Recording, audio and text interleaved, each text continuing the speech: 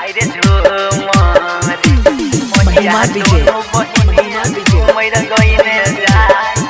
खेलौनामा आइरे झुमरी उतरेन पहाड़ से अइलै कोसी कमला रे खेलौनामा आइरे झुमरी उतरेन पहाड़ से अइलै कोसी कमला रे खेलौनामा आइरे झुमरी महिया दक्षिण मुहे झुमैर गइने जाई रे खेलौनामा आइरे झुमरी महिया दोनों बहिनिया झुमैर गइने जाई रे खेलौनामा आइरे झुमरी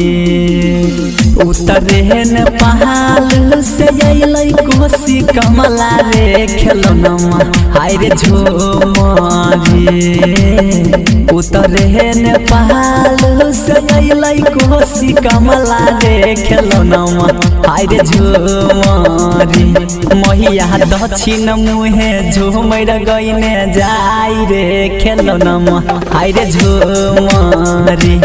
महिया दोनों बहिनिया झुमैर गइने जाई रे खेलौनामा आइरे झुमरी। अपना स्टूडियो दिल्ली महिया दोनों बहिनिया घुमैर गइने जाए रे खेलौनामा आइरे झुमरी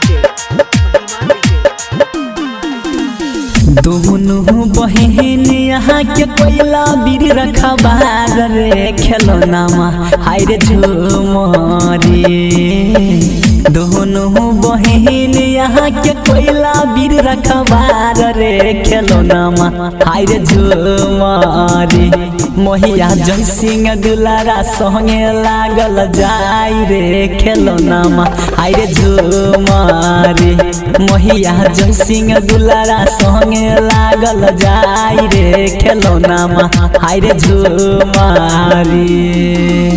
उतरेन पहाड़ से अइलै कोसी कमला रे खेलौनामा आइरे झुमरी उतरेन पहाड़ से अइलै कोसी कमला रे खेलौनामा आइरे झुमरी